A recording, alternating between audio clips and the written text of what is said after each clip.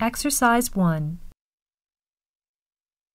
Jack, I'm thinking of taking the kids to the seaside on a surfing holiday this summer, and I wanted to ask your advice, as I know you're such an expert. Well, I don't know about that. But yes, I've done a bit of surfing over the years. I'd thoroughly recommend it.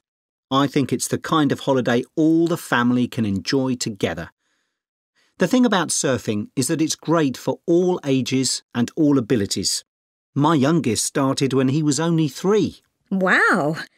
But it's quite physically demanding, isn't it?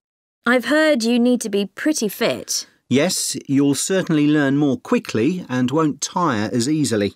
Well, that should be okay for us. You've been surfing a few times in Ireland, haven't you? Yes, there's some great surfing there which people don't always realise. And which locations would you recommend? There seem to be quite a few. Yes, there are loads. Last year we went to County Donegal.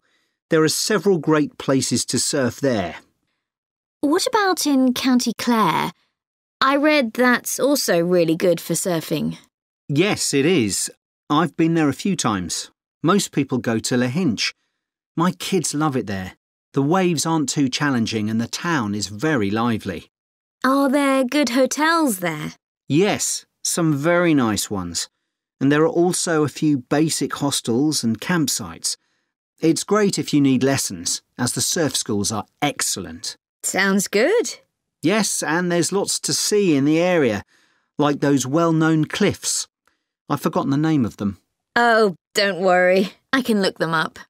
I've also been surfing in County Mayo, which is less well known for surfing, but we had a really good time. That was a few years ago when the kids were younger. There's a good surf school at Carrowniskey Beach.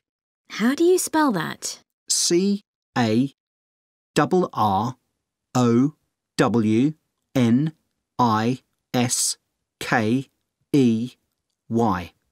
OK.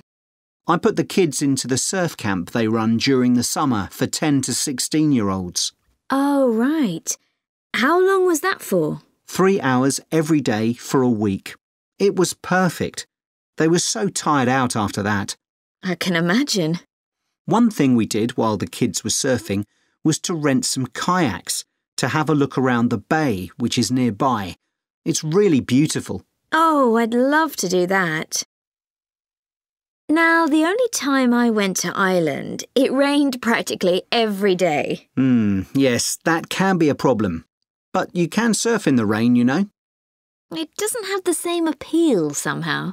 Well, the weather's been fine the last couple of years when I've been there. But actually, it tends to rain more in August than in the spring or autumn. September's my favourite month because the water is warmer then. The only problem is that the kids are back to school then. I know. But one good thing about Irish summers is that it doesn't get too hot. The average temperature is about 19 degrees, and it usually doesn't go above 25 degrees. That sounds all right. Now, what about costs? Surfing is a pretty cheap holiday, really. The only cost is the hire of equipment.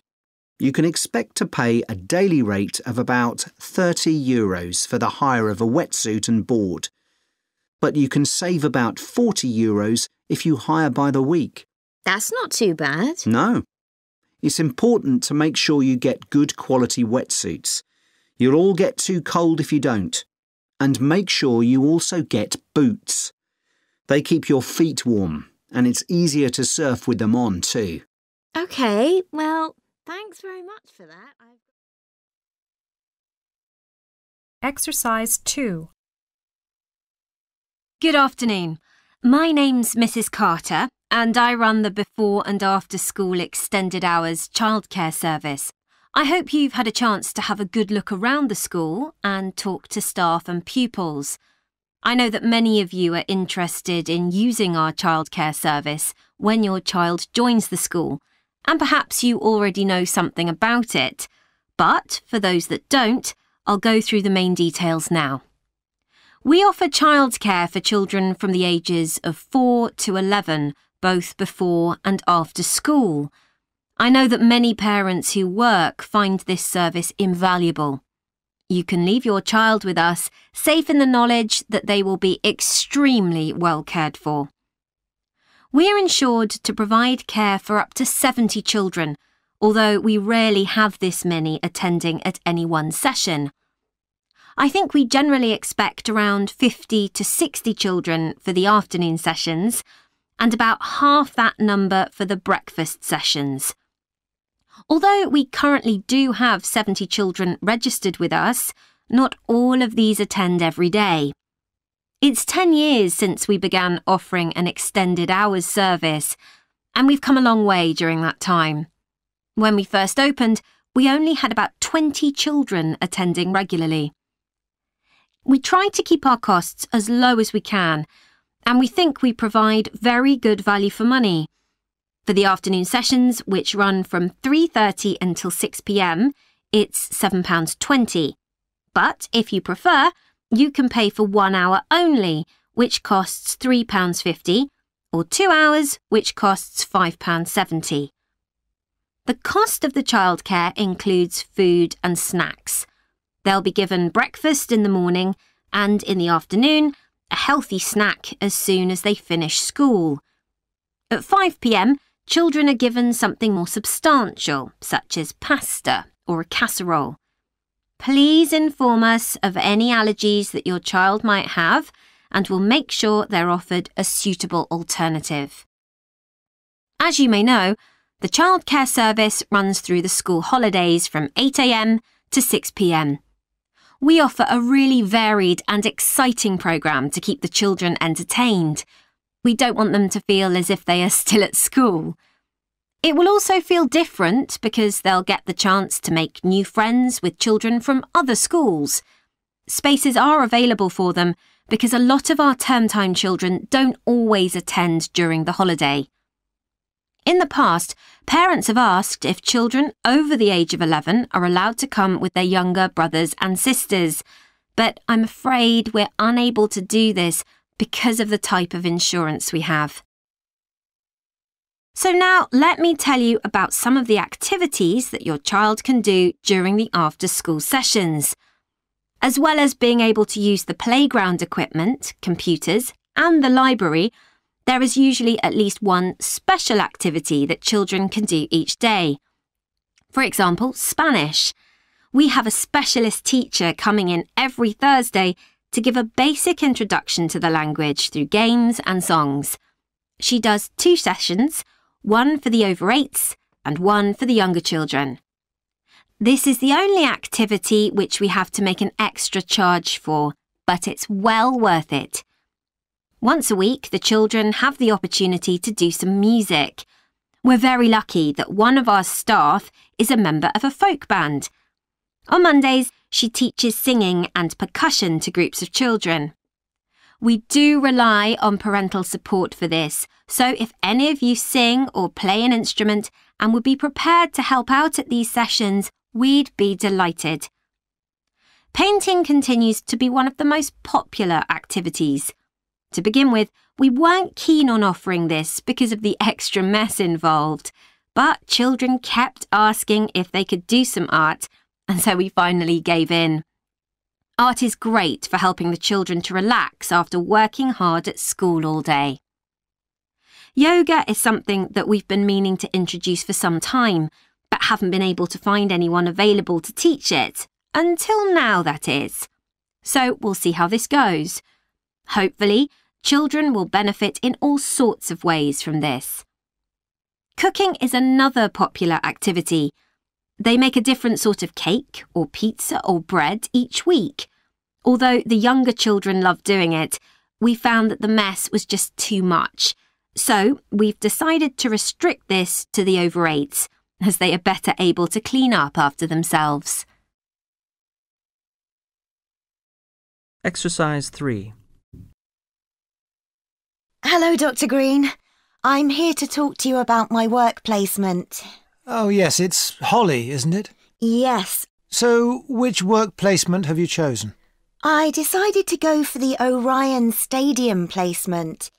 The event I'll be managing is one where I'm helping to set up a sports competition for primary school children. Yep, that's always a popular placement, even though it can be tougher than you think, working with children. I know, but it's the fresh air that attracts me. Organising something indoors doesn't have the same appeal, even though it might be fun. OK, so obviously safety is going to be one of your key concerns for this event? Yes, I've already thought about that. I'll need to make sure none of the equipment's damaged. Ah, well, you'll be working with schools, so the equipment will be their responsibility.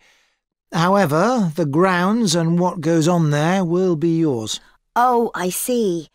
That'll include keeping everyone within the boundary once they're in their kit and on the field? Exactly. You'll need to inspect areas like changing rooms as well, for anything someone can trip over, but your main priority will be not to lose anyone. Right. I'll need staff to help with that. And don't forget about the spectators. I was thinking that many of them will be parents who could help run the event. I wouldn't rely on that. They'll be more interested in filming their children than volunteering. I'll need to make sure they don't interfere with events doing that. And that's not always easy, especially when a proud parent's trying to get a snap of their child and you want them to move elsewhere. OK. What about the scheduling? With sporting events, there are all sorts of things that can alter the timetable, like rain, for instance, though so far we've always been lucky with that. Yeah, and I was thinking about what to do if someone got hurt as well. I know that last year that caused a terrible delay. You have to be prepared for such things. Oh, what if a match ends in a draw? Do you let the teams keep going until someone wins? That'll be up to you. And again, you need to plan for it. Right. Now, the aim of your work placement is to give you the opportunity to develop the skills that an events manager needs. So let's talk about those a bit. Well, I think my communication skills are pretty good. I can talk on the phone to people and book venues and that kind of thing. Good. Just remember, it isn't only about what you say. If you meet someone face-to-face and want to persuade them to be a sponsor, for example... Oh, I'll dress up for that, sure. Good. Let's go on to think about your organisational skills. You're working in a very people-based industry, and that means things won't always go to plan. I guess it's being prepared to make changes that matters. That's right. You may have to make an on-the-spot change to a timetable because of a problem you hadn't anticipated. Just do it, OK. How's your time management these days? I'm working on it. I'm certainly better when I have a deadline, which is why this work suits me. Yes, but it's how you respond as that deadline approaches. I know I've got to look calm, even if I'm in a panic. Just think to yourself, no one must know I'm under pressure. Yeah, even though I'm multitasking like crazy. Another skill that events managers need is creativity. Often your client has what we call the big picture idea, but it's up to the events manager to think of all the fine points that go to making it work. Right. So I need to listen carefully to that idea and then fill in all the gaps. That's right. And you'll have a team working under you, so another key skill is leadership. Your team may have lots of ideas too, but you've got to make the ultimate choices. Do we have refreshments inside or out, for example? Isn't it better to be democratic? It's a nice idea, but you have the ultimate responsibility. So believe in what you think best. Be prepared to say, yes, that's a good idea, but it won't work here. I see what you mean. What about the networking side of things? I know it's an area that a lot of students worry about because we don't have much experience to offer others. But even without it, you can still be an interesting person with useful ideas, and the more people you impress, the better. I guess that will help me when I apply for a real job. Exactly. Think ahead, remember what your ambitions are, and keep them in mind. Definitely. Exercise 4. Scientists believe that a majority of the Earth's bird population migrate in some fashion or other.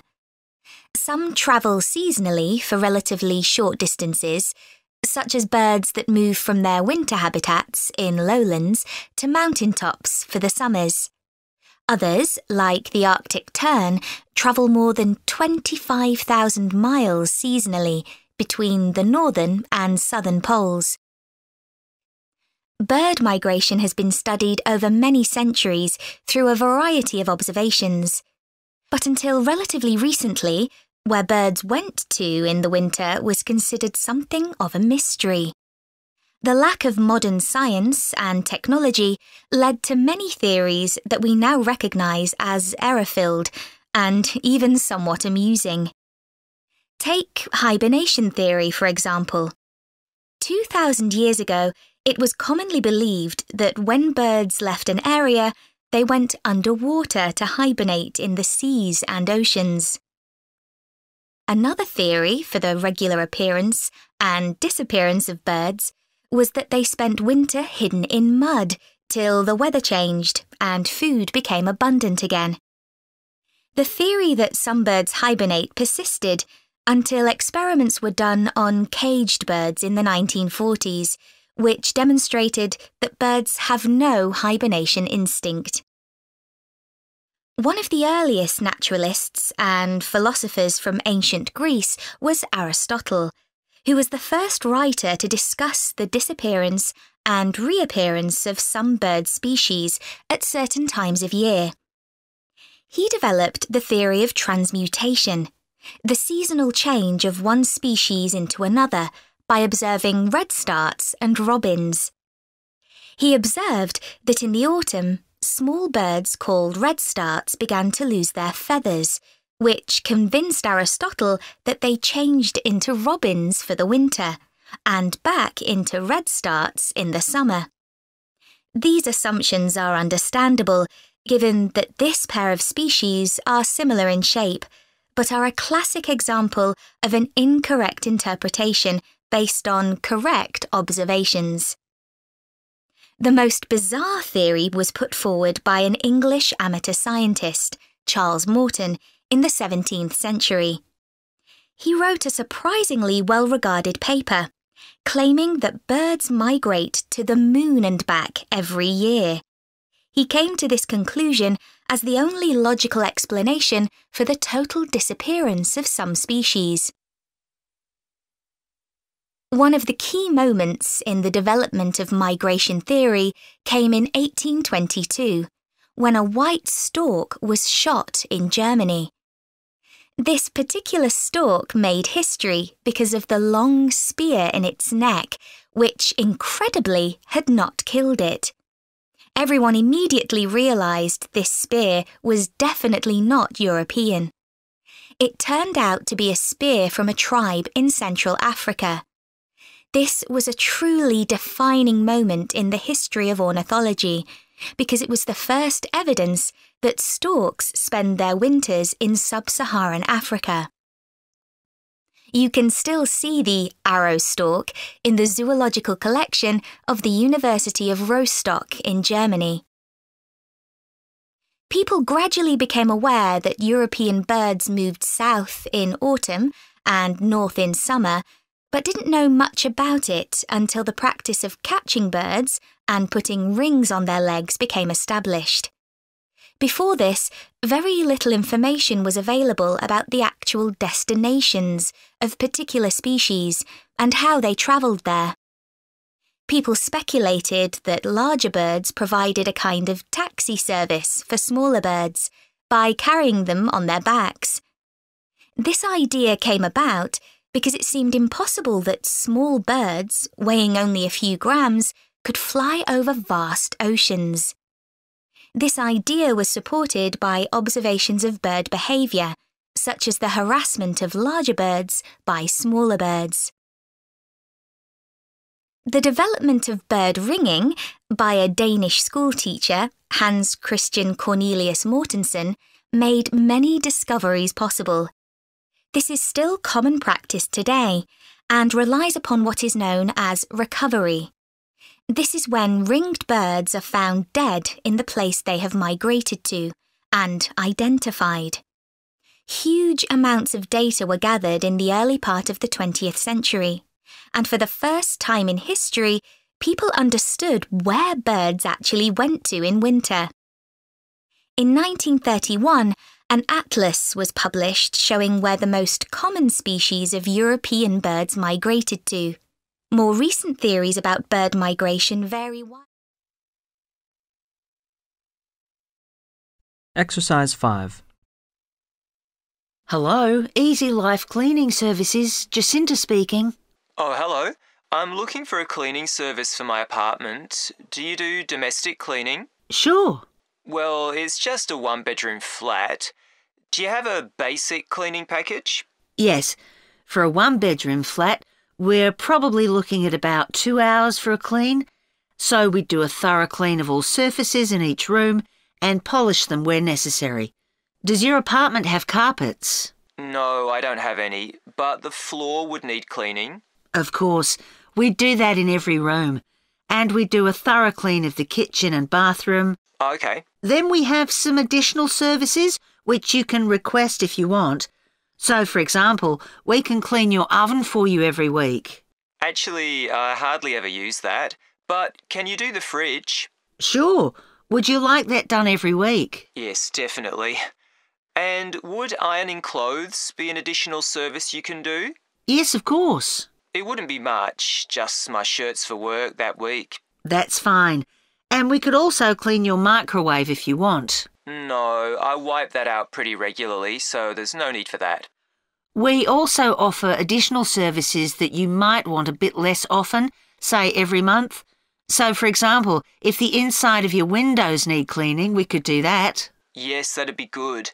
I'm on the 15th floor, so the outside gets done regularly by specialists, but the inside does get a bit grubby. And we could arrange for your curtains to get cleaned if necessary. No, they're okay. But would you be able to do something about the balcony? It's quite small and I don't use it much, but it could do with a wash every month or so. Yes, we can get the pressure washer onto that. Now, if you're interested, we do offer some other possibilities to do with general maintenance. For example, if you have a problem with water and you need a plumber in a hurry, we can put you in touch with a reliable one who can come out straight away. And the same thing if you need an electrician. Right, that's good to know. I've only just moved here, so I don't have any of those sorts of contacts. And I don't know if this is of interest to you, but we also offer a special vacuum cleaning system which can improve the indoor air quality of your home by capturing up to 99% of all the dust in the air. So if you're troubled by allergies, this can make a big difference. Right. In fact, I don't have that sort of problem, but I'll bear it in mind. Now, can you tell me a bit about your cleaning staff? Of course. So all our cleaners are very carefully selected. When they apply to us, they have to undergo a security check with the police to make sure they don't have any sort of criminal background. And of course, they have to provide references as well. Then if we think they might be suitable for the job, we give them training for it. That lasts for 2 weeks, so it's very thorough, and at the end of it they have a test. If they pass that, we take them on, but we monitor them very carefully. We ask all our clients to complete a review of their performance after every visit and to email it to us, so we can pick up any problems straight away and deal with them. Okay, well, that all sounds good. And will I always have the same cleaner? Yes, we do our best to organise it that way, and we usually manage it. Good, that's fine. Right, so I'd like to go ahead and... Exercise 6. As many of you here today have worked in the hotel industry for some time, I'm sure you have experienced the problem of high staff turnover in your hotels. Every hotel relies on having loyal and experienced members of staff who make sure that everything runs smoothly. If staff are constantly changing, it can make life difficult for everyone. But why do staff leave frequently in many hotels? Of course, many hotel jobs, such as cleaning, are low-skilled and are not well paid. A lot of managers think it's this and the long hours that are the main causes of high staff turnover. But what they don't realise is that it's the lack of training in many hotel jobs which is a huge factor. So what kind of problems does a high turnover of staff cause? Well, having to recruit new staff all the time can be very time-consuming, and managers may have to cover some duties while waiting for new staff to arrive. This means they don't have time to think about less immediate problems, such as how to improve their service. When staff leave, it can also severely affect the colleagues they leave behind. It has a negative effect on remaining staff, who may start to feel that they too should be thinking about leaving. So what can be done to change this situation? Firstly, managers should stop making basic errors which leave their staff feeling upset and resentful. When organising shifts, for example, make sure you never give certain staff preferential treatment. All staff should be given some choice about when they work, and everyone should have to work some evening and weekend shifts. If you treat staff fairly, they'll be more likely to step in and help when extra staff are needed. Keeping staff happy has other tangible benefits for the business. Take the Dunwich Hotel as an example. It had been experiencing a problem with staff complaints, and in order to deal with this, invested in staff training and improved staff conditions. Not only did the level of complaints fall, but they also noticed a significant increase in the amount each customer spent during their stay. They have now introduced a customer loyalty scheme, which is going really well. Now, I'd like to look at some ways you can reduce staff turnover in your hotels, and I'll do this by giving some examples of hotels where I've done some training recently. The Sun Club received feedback which showed that staff thought managers didn't value their opinions. They weren't made to feel they were partners who were contributing to the success of the business as a whole. This situation has changed. Junior staff at all levels are regularly invited to meetings where their ideas are welcomed. A year ago, the Portland recognised the need to invest in staff retention. Their first step was to introduce a scheme for recognising talent amongst their employees. The hope is that organising training for individuals with management potential will encourage them to stay with the business. At Bluewater, managers decided to recognise 50 high achievers from across the company's huge hotel chain. As a reward, they're sent on an all-expenses-paid trip abroad every year. Fun is an important element in the trips, but there's also the opportunity to learn something useful. This year's trip included a visit to a brewery, where staff learned about the new beer that would be served in the hotel.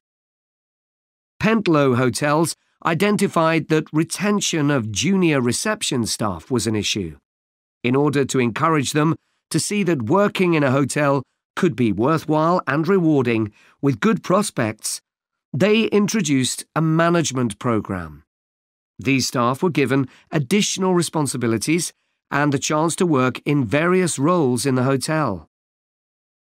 Green Planet wanted to be seen as a caring employer. To make life easier for staff, many of whom had childcare responsibilities, the hotel began issuing vouchers to help cover the cost of childcare. Louise Marsh at the Amesbury has one of the best staff retention rates in the business. Since she joined the company, she's made a huge effort to achieve this by creating a cooperative and supportive environment. For her, The staff are part of a large family where everyone is valued. OK, now I'd like to move... Exercise 7. Hi, Thomas. How are you enjoying the course so far? Yeah, I think it's good. Remind me, why did you decide to study sports science? Didn't you want to be a professional athlete when you were at school? Yeah, that was my goal, and all my classmates assumed I would achieve it. They thought I was brilliant. That must have been a nice feeling. I thought I could win anything. There was no one who could run faster than me. Exactly. So what happened? Did your mum and dad want you to be more academic? Not at all. Perhaps they should have pushed me harder, though. What do you mean? I think I should have practiced more. What makes you say that? Well, I went out to Kenya for a couple of weeks to train. Really? Oh, I didn't know that. I was chosen to go there out of loads of kids and run with some of the top teenage athletes in the world. And I was so calm about it.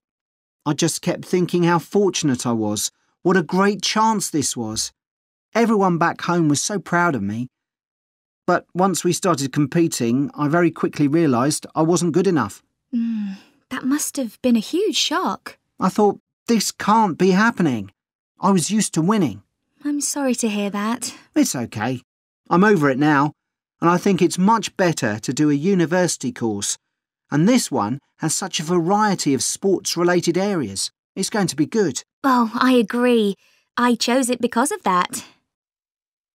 So, Jian, have you thought of any ideas for the discussion session next week on technology and sport? We have to cover more than one sport, don't we? Yeah. You know, we always think technology is about the future, but we could gather some ideas about past developments in sport. Look at early types of equipment, perhaps. I remember reading something about table tennis bats once, how they ended up being covered with pimpled rubber. 'Cause they were just wooden at first, I'd imagine. Yeah. In about the 1920s, a factory was making rolls of the rubber in bulk for something like horse harnesses. Really? Yeah, and someone realised that it would make a perfect covering for the wooden bats. So, what about cricket? That's had a few innovative changes. Maybe the pads they wear on their legs? I don't think they've changed much, but I'm just looking on the internet. And it says that when the first cricket helmet came in 1978, the Australian batsman who first wore it was booed and jeered by people watching because it was so ugly. Wow! Players have to protect themselves from getting hurt.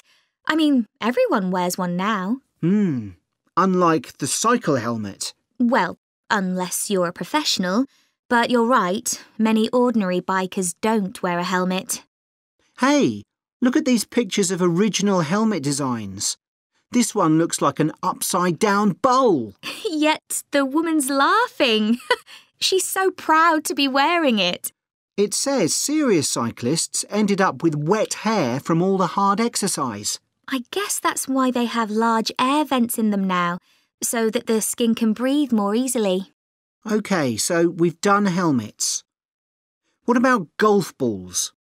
Or better still, golf clubs. They've changed a lot. Yeah. I remember my great-grandfather telling me that because a club was made entirely of wood, it would easily break and players had to get another. There's no wood at all in them now, is there? No, they're much more powerful. The same must be true of hockey sticks. I don't think so, because players still use wooden sticks today. What it does say here, though, is that when the game started, you had to produce a stick yourself. I guess they just weren't being manufactured. So, one more perhaps? What about football? Well, I know the first balls were made of animal skin. Yeah, they covered them with pieces of leather that were stitched together. But the balls let in water when it rained. Oh, that would have made them much heavier. That's right. You can imagine the damage to players' necks when the ball was headed. Oh, how painful that must have been. Yeah. Well, I think we can put together some useful ideas and... Exercise 8. Hello, everyone. Today, we're going to look at another natural food product, and that's maple syrup. What is this exactly? Well, maple syrup looks rather like clear honey, but it's not made by bees. It's produced from the plant fluid, or sap, inside the maple tree, and that makes maple syrup a very natural product. Maple syrup is a thick, golden, sweet-tasting liquid that can be bought in bottles or jars and poured onto foods such as waffles and ice cream, or used in the baking of cakes and pastries. It contains no preservatives or added ingredients, and it provides a healthy alternative to refined sugar. Let's just talk a bit about the maple tree itself, which is where maple syrup comes from. So, there are many species of maple tree, and they'll grow without fertilizer in areas where there's plenty of moisture in the soil. However, they'll only do this if another important criterion is fulfilled, which is that they must have full or partial sun exposure during the day and very cool nights. And I'll talk more about that in a minute. There are only certain parts of the world that provide all these conditions. One is Canada, and by that I mean all parts of Canada. And the other is the northeastern states of North America. In these areas, the climate suits the trees perfectly. In fact, Canada produces over 2/3 of the world's maple syrup, which is why the 5-pointed maple leaf is a Canadian symbol and has featured on the flag since 1964. So, how did maple syrup production begin? Well, long before Europeans settled in these parts of the world, the indigenous communities had started producing maple sugar. They bored holes in the trunks of maple trees and used containers made of tree bark to collect the liquid sap as it poured out.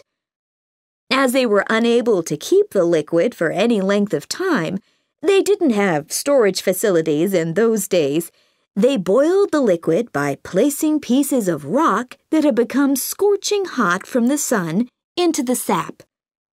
They did this until it turned into sugar, and they were then able to use this to sweeten their food and drinks. Since that time, improvements have been made to the process, but it has changed very little overall. So, let's look at the production of maple syrup today. Clearly, the maple forests are a valuable resource in many Canadian and North American communities. The trees have to be well looked after, and they cannot be used to make syrup until the trunks reach a diameter of around 25 centimeters. This can take anything up to 40 years. As I've already mentioned, maple trees need the right conditions to grow and also to produce sap. Why is this? Well, what happens is that during a cold night, the tree absorbs water from the soil, and that rises through the tree's vascular system. But then, in the warmer daytime, the change in temperature causes the water to be pushed back down to the bottom of the tree. This continual movement, up and down, leads to the formation of the sap needed for maple syrup production.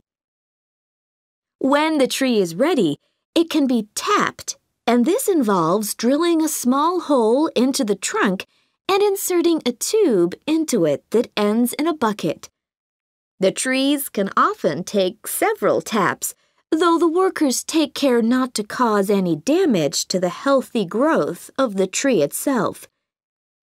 The sap that comes out of the trees consists of 98% water and 2% sugar and other nutrients. It has to be boiled so that much of that water evaporates, and this process has to take place immediately using what are called evaporators. These are basically extremely large pans. The sap is poured into these. A fire is built, and the pans are then heated until the sap boils. As it does this, the water evaporates and the syrup begins to form. The evaporation process creates large quantities of steam, and the sap becomes thicker and denser, and at just the right moment, when the sap is thick enough to be called maple syrup, the worker removes it from the heat. After this process, something called sugar sand has to be filtered out, as this builds up during the boiling and gives the syrup a cloudy appearance and a slightly gritty taste. Once this has been done, the syrup is ready to be packaged so that it can be used for a whole variety of products. It takes 40 liters of sap to produce 1 liter of maple syrup, so you can get an idea of how much is needed. So that's the basic process. In places like Quebec,